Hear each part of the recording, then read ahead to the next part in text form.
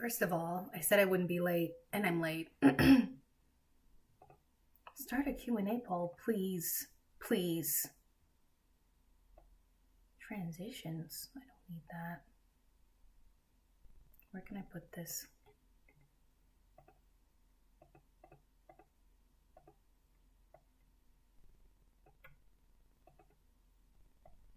What?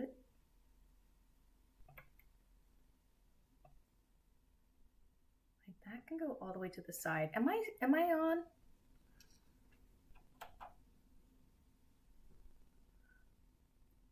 Am I on here? Let's take a look. Let's take a look. Let's take a look. Let's take a look. Let's take a look.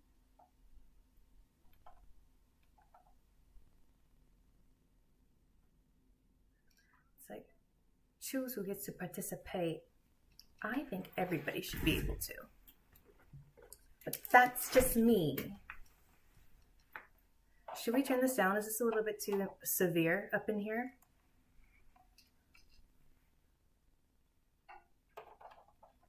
I think it's a little severe. Should we make it more warm? That's okay.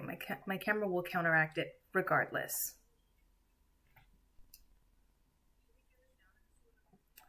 Okay, everybody, so we're playing TouchStarved. Because the joke is, we have all been starved from touch. And when I say we all, I mean just me. I'm sorry. What is going on? We're getting it together. So I'm just trying to make sure everything looks good. I still haven't figured out like how to get green screen stuff. I have a green screen, but never looked up how to get that thing going. So, she lost an earring.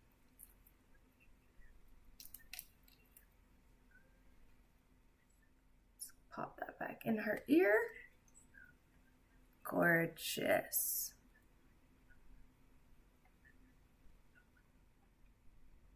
All right. This is not safe for kids. I hope y'all know that. No kids be watching, right?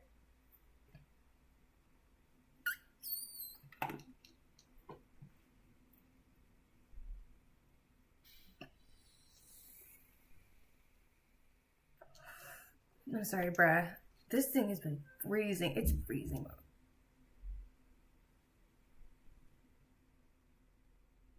It's freezing where we are right now in Canada.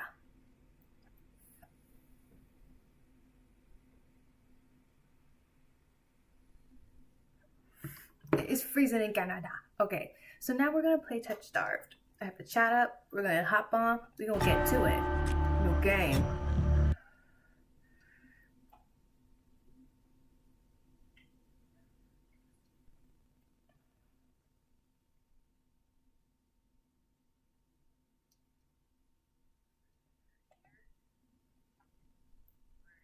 Hold on, let me make sure this thing is caught up.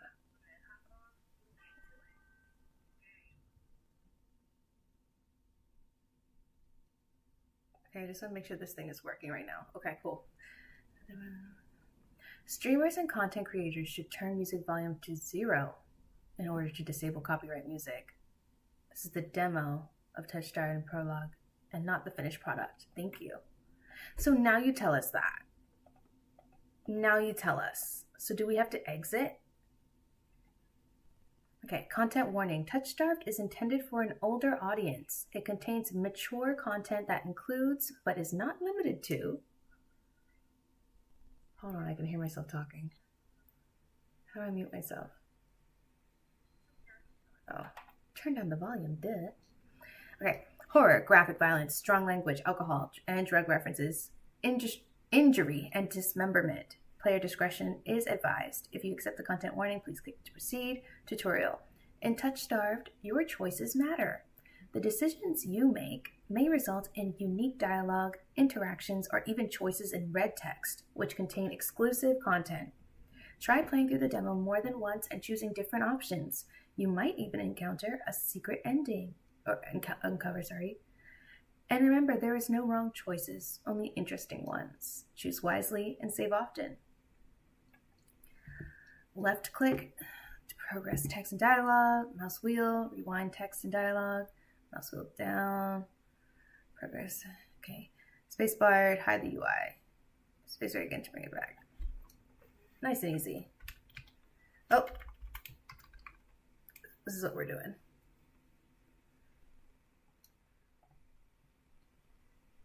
Okay, choose your pronouns. She, her. Or they, them. I'm not too. So, see, that's the thing. It told us to turn off copyright music. Hold on. Yes. I'm sorry. We gotta turn this thing down. Because they told us to turn off the music, and it's like, come on.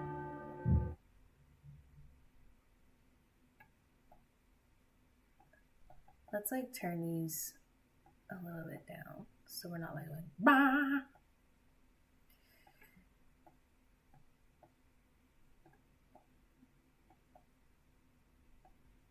Okay, return. Continue. Oh, I didn't save. You're silly, girl, Jada. You're silly. All right, we're gonna speed through this. Sorry, guys. Sorry about it. All right, let's do it. Bindi. Choose your pronouns. I'm more of a they, them, but I mean she, her, but I also go by they, them. I mean, who doesn't? The collective they and the collective them. It's that simple. It began with fog fall.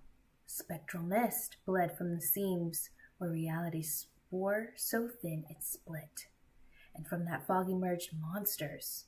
Inhuman beings with unnatural powers.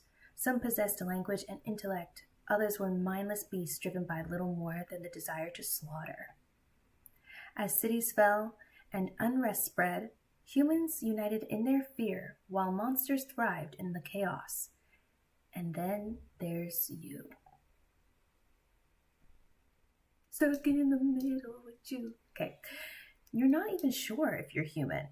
You were born cursed, with hands that alter the minds of anyone you touch. Choose your backstory.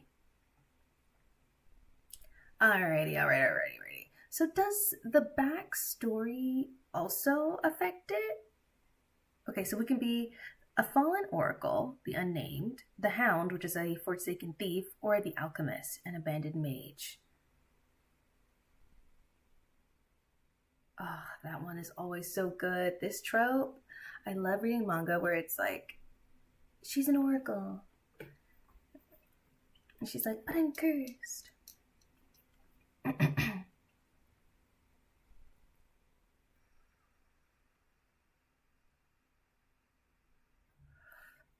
All right. Which one? I don't know. Okay, cool. Let's just do this. No, because that's easy. Oh, Wheel of Names. Let's do Wheel of Names. We love that. We love Wheel of Names. Let's do Wheel of Names.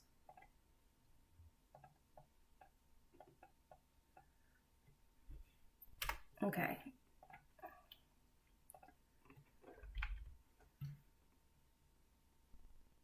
Hold on. We're getting it together.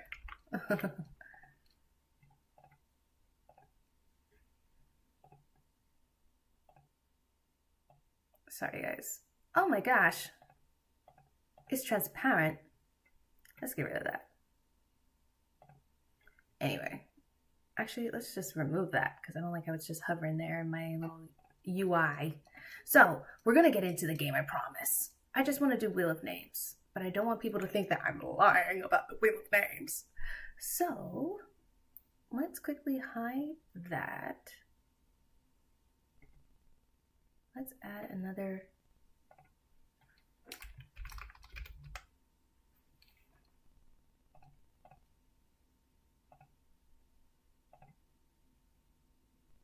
Okay, cool.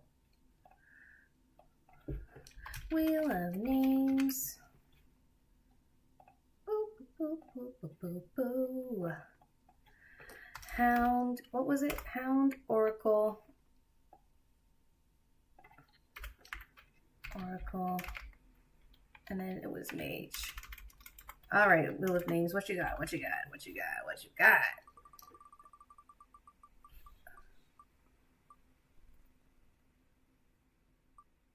Yay! I got the one I wanted! Yay! Okay. Oh, actually, well, it's only 3. I should be able to remember that.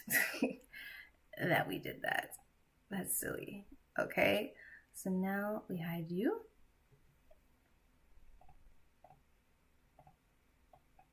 So we're going to be the unnamed Oracle.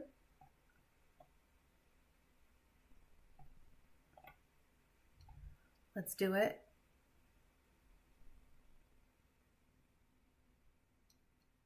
Oh, I'm like, what? I didn't even see confirm. Dang. It says, your name is Bundle. You selected she and her pronouns.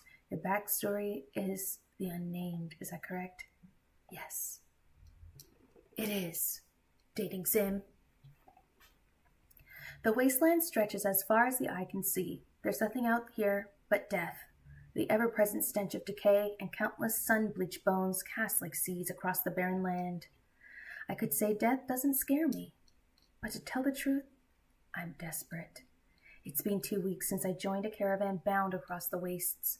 Finding a group that would accept me was a trial in itself. As rations grew sparse and my canteen ran dry, I began to despair. But then, I saw it. Dun dun dun. What did you see, girl? Iridia, the city of knowledge, one of the last bastions of humanity. Is it bastion or bastion? Looks like bastions. Of humanity left in the world and home to the famous academy called the Cenobium. All the world's knowledge gathered in one place. If there's anywhere I'll find a cure for my curse, it's there.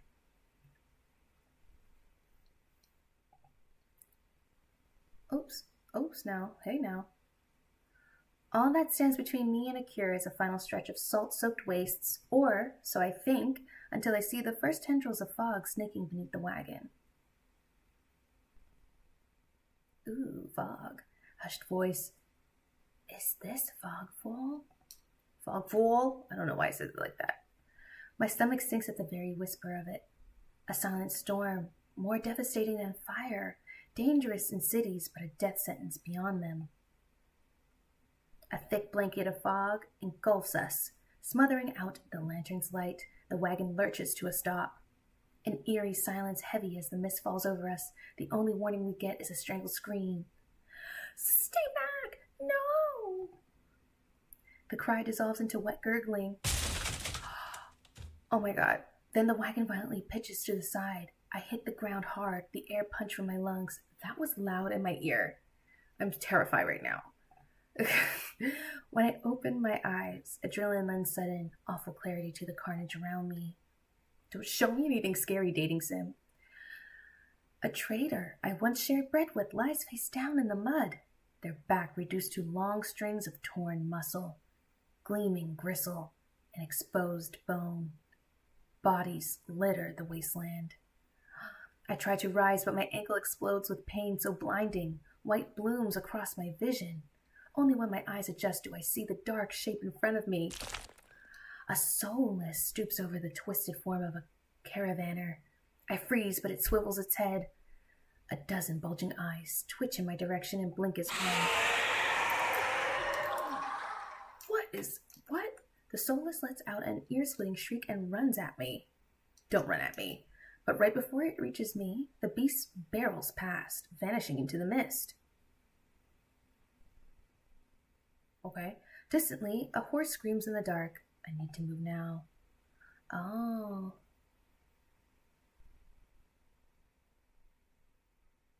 A horse screams. Head towards the wagon. Get the horse. What should we do? Run for the city? I'm not scared. I take cover beside the wagon where the air is thick with greasy smoke. Fire eats through the gaping hull, spluttering where lantern oil mixes with brackish water. Every person I see is dead or dying except one. Oh, Mother, forgive our sins. Guide us unto your hearth. We are worthy, we are worthy. A traveler grovels by the flames, their hands clasped above their head in fervent prayer. I glance upwards towards the gauzy lights of Iridia, just visible where the fog runs thinnest. I don't pray, not anymore, but the sight of the city is all the reminder I need. I came too far to die here. Rapid footsteps echo all around me. I turn in circles, frantically searching the opaque mist for the source, but the fog twists and stretches around. Suddenly, the caravan's driver bursts forth from the fog. Our eyes meet too late. He slams into me, knocking me to the ground, and slips in a patch of mud. The soulless falls on him as soon as he slows.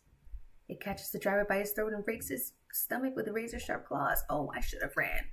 He comes apart like wet paper, spilling intestines and viscera in a steaming tide.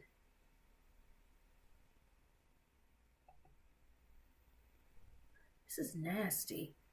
Fighting the urge to heave, yeah, right now, I claw frantically through the slippery muck for a handhold. Shit! My hand catches on the jagged edge of a rib jutting up from the water. Bandages unfurl around the gouge torn deep into my palm. Jesus. Please save us.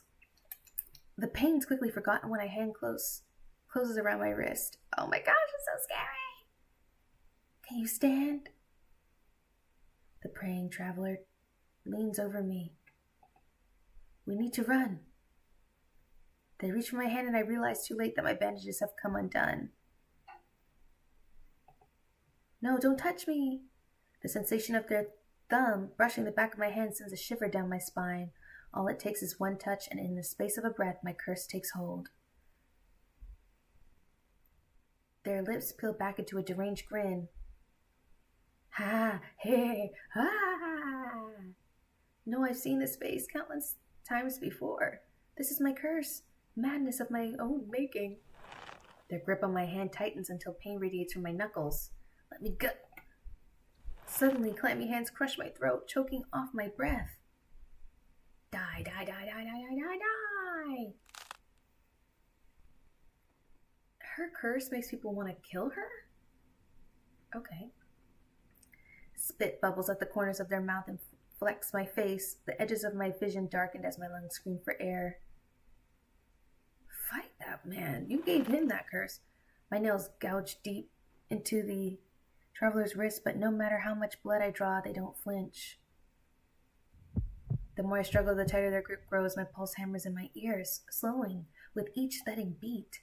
This can't be happening. I'm going to die, and not because of the fog fall or the soulless, but because of my own curse. Tears sting my eyes. No, no, no, not here. Not like this.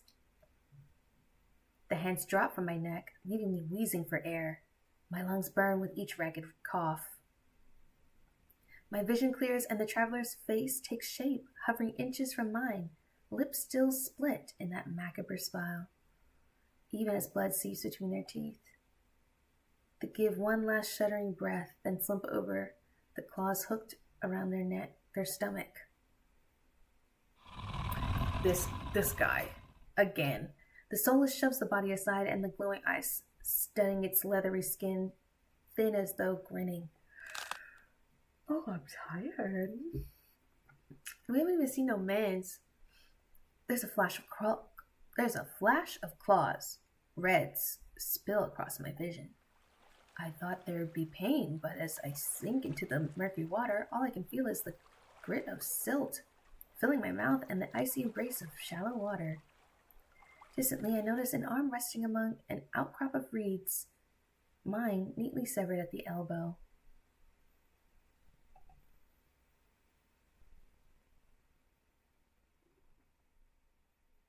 It should have taken both arms. Without them, maybe I could have survived. Maybe I could have had had a home. Instead, I'll die cold, alone, and face down in a desolate wasteland. A fitting end for a monstrosity like me.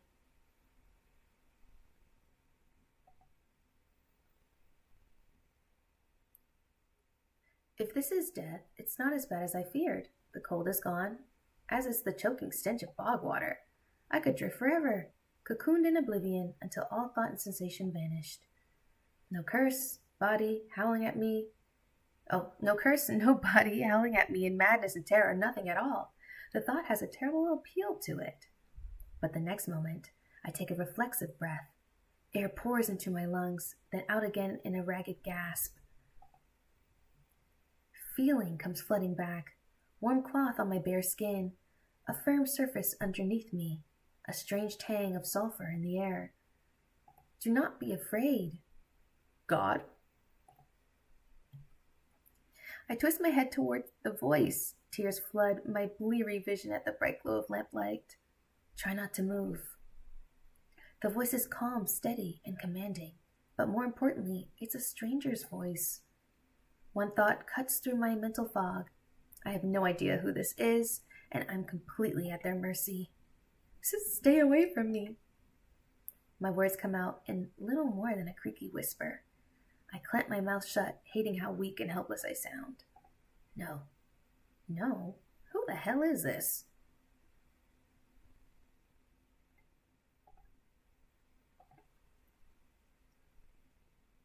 I manage to push myself up on one elbow, but my head swims, and my surroundings give an alarming lurch. A stubborn patient. I don't have the strength to dignify that with a response. Instead, I pull the sheet up higher and wipe my eyes until my vision clears. The stranger towers over my prone form. Warm light reflects off his pristine medical coat. I instinctively shrink back, and that's when I notice that I'm completely naked except for a thin linen sheet. Naked, lying on a low cot with a pair of sharp golden eyes watching my every move. The man's gaze flickers through my exposed, unbandaged hands. I plunge my hands under the sheet to hide them from sight, though it's too late. He must have noticed what they look like. Strange, cursed, inhuman. I brace myself for his inevitable suspicion and disgust, but his expression doesn't even flicker from that courteous smile. He just watches in placid silence as I struggle to make sense of my surroundings. Where am I? Who are you? Be calm. You are safe here. Whoever this is, he clearly has no idea who or what I am. I've never been safe anywhere, with anyone.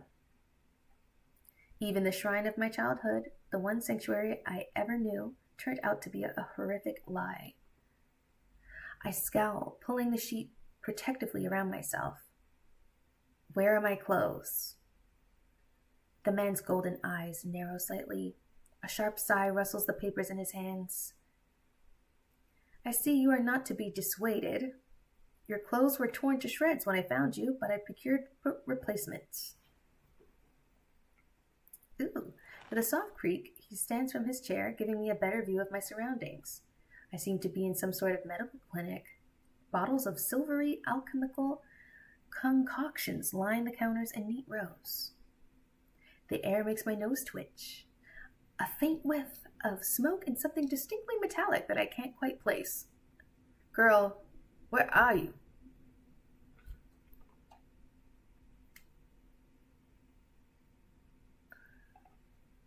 The doctor produces a large, dense bundle of cloth, which he sets at the foot of my cot. He's easily a head taller than most, and I have to crane my neck to look at him. Oh, he's beautiful. Thank you. I should be polite if I can, especially since I don't know who this is, what he can do, or what he wants with me. Meeting his gaze sends a hot frizzen down my spine. Something about him nags at me like a half-formed memory I can't place. Oh, excuse me. It was just a burped. Sorry about that, everyone. Thank you. Oh my gosh, look at that hair. You are welcome. I will leave you to get dressed. With a curt nod, he leaves through a narrow door. I hear a soft click as the lock turns behind him. I count to 3 in the sudden silence. When I don't hear any more footsteps, I reach for the bundle of clothes. An itch on my elbow stops me short. I reach down absently to rub at it, then freeze when my fingers meet a neat line of stitches. I know what I saw. That beast took my arm clean off. And yet my arm shows no sign of injury apart from the black stitches poking through my skin. I gingerly flex my fingers, feeling my heart race at the sensation. This is impossible. I should be dead, or at the very least, gasping at my last breaths. I squeeze my eyes shut, waiting for the pleasant dream to unravel, to wake up bleeding out in the swamp. But nothing happens. The seconds tick by, and my arm remains absolutely healed, my surroundings pristine and quiet.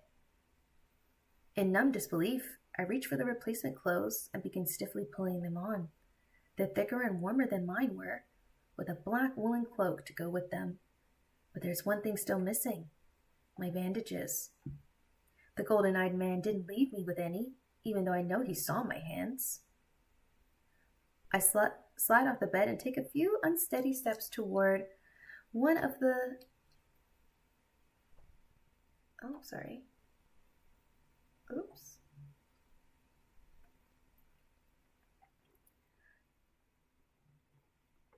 One of the drawers. If this is indeed a doctor's clinic, there must be bandages somewhere.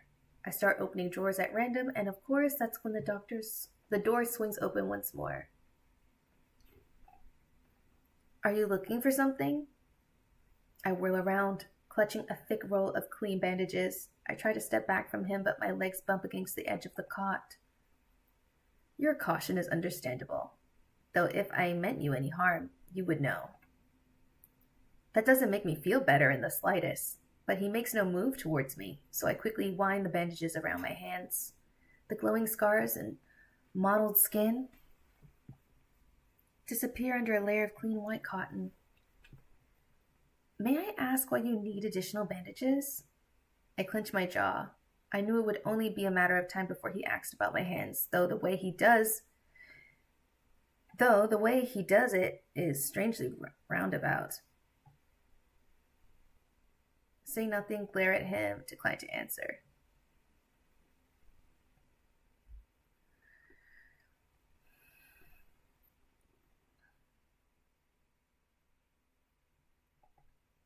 Say nothing because, girl. I'm yawning right now. There's no answer I could give without raising unwelcome suspicion, so I just shake my head and finish tying the bandages in silence. I can only help if you tell me what ails you. An involuntary snort of laughter escapes me. Where would I even begin? Would he even believe me if I told him? No, best to keep my curse to myself for now and learn more about him first. Who are you? You may call me Curis? And where exactly am I? Aridia, which I assume was your caravan's destination. I can think of nowhere else for a group of travelers to go. Aridia. So I made it to the City of Knowledge after all. I should feel relieved, but all I can manage is a vague sense of increasing unease. How did I end up here? Oh, man, this might have to be a 1-hour stream, man. I'm tired. You were the only survivor from the caravan, barely clinging to life. You needed immediate treatment. Which you provided? Yes. He says it so simply, as if I'm a small child and he's explaining basic addition to me. I frowned and flexed the fingers on my recently healed arm. Aside from being a bit stiff, it feels fine. Thoroughly attached to me. You're saying that you stitched my arm back on. Pardon? A Solus attacked the caravan. It ripped everyone to shreds. It tore my arm clean off. But when I woke up here... Oops. I trail off, bewildered. I've never heard of any magic that could heal a mortal wound like that. What kind of person could do such a thing? The doctor, Curis, pinches the bridge of his nose. He sits down in his chair, quiet for a long time.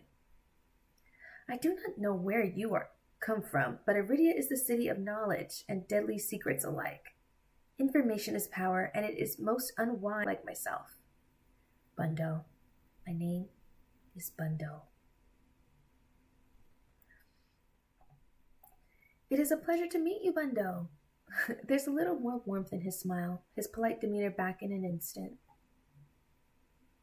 Thank you for saving me. Why did you save me? Thank you. Say thank you. Thank you for saving my life. I chance a smile in return. Even if he won't explain how he did the impossible, there's no doubt in my mind that I'd be dead if not for Curus. Think of nothing of it. I'm not sure if he's just being excessively courteous, but his words only raise more urgent questions. But I have to ask, why did you save me? You don't know me. The question seems to startle Curus. I could hardly leave you to die in the wastes. Assisting those in need is the very essence of a doctor's duty. I've never met a doctor who also handed out free clothes. My fingers find the edge of the cloak. There's a subtle but delicately embroidered pattern around the hem. I try not to think about what kind of price Curus might ask for such well-made clothes. No, I suppose not. I keep yawning, man. I got 15 more minutes of this, man. This is terrible. I can't hang. I really can't hang. I can't even date or hang. This is why I don't have a boyfriend. Forgive my presumption. I rarely come across so fascinating a patient. I blink.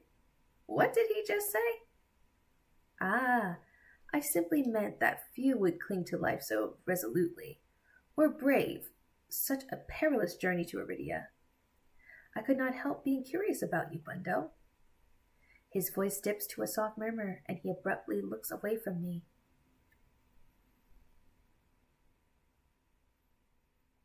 You're pretty curious yourself. Am I? Well, I haven't forgotten about my arm. I wiggle my intact fingers at him. Clearly not. But you haven't asked me for any payment either. I require none from you. Travelers do not have an abundance of coin, and it would be unethical to leave you destitute in a strange place. I fall silent, unsure of what to say to that. Nobody would help a horror like me for free. There has to be some kind of catch or trick, right? A loud knock at the front door stops our conversation cold and spares me from having to say anything else. Duty calls. Unfortunately, you are not my only patient today. The knocking grows more insistent, and Curus lets out a tired sigh. Please wait your turn. Though he says it quietly, the clamor on the other side of the door abruptly stops. Do you need anything before you leave, Bundo? Oh. Between the soulless attack and my miraculous survival, I'd almost forgot why I came to Iridia in the first place. I need directions to the cenobium. The cenobium? The look on his face is downright chilling. He pauses, choosing his words with cold deliberation when he speaks again. Whatever you seek, it is very unlikely you will find it there. The cenobium's gates open for precious few visitors. Even if they did, you would not like what you found inside. My heart sinks. Is he saying that I came all this way for nothing? Risked life and limb for nothing. Literally, risked a limb. And a life. No, that can't be. I've only just arrived, and Iridia is the largest city still standing. There has to be a cure for me here. Then if not the cenobium, where would you suggest? Do you know anyone else in Iridia? I shake my head. Then I suggest a local guide. Head to the Wet Wick and ask for Leander. Excuse me? The wet what? The Wet Wick. He sounds deeply unamused. Follow the postings advertising Leander's bloodhounds. They are difficult to miss. When you meet Leander, tell him I sent you. That isn't much to go on, but Curus points towards the clinic's back door. You will be safe so long as you do not draw attention to yourself. That's easier said than done. I've always been a magnet for the worst sort of attention. If you require my assistance, you may return whenever you wish. Though he's smiling, there's a note of finality in his voice. Resigning to my dismissal, I slip out of the door. I find myself standing in a narrow and rather gloomy alley. I pull the new cloak up over my nose, stepping over the contents of chamber pots that have been emptied into the street. Something weighs heavily inside one of the cloak's pockets. My coin purse. Everything is still inside. Every last coin that I'd scraped together for the journey to Iridia. It doesn't even look like it's been opened. There were so few coins to begin with, they probably weren't worth stealing. I glanced back at the clinics to a closed. Kira didn't take any payment. He didn't even ask for a future favor. But he also said that in Iridia, secrets are power. Does he expect me to give up mine at some point? That's not exactly a comforting thought. Still, no matter why he did it, Kira gave me a second chance and a lead on where I might find help. Yeah, I'm too tired. This thing's...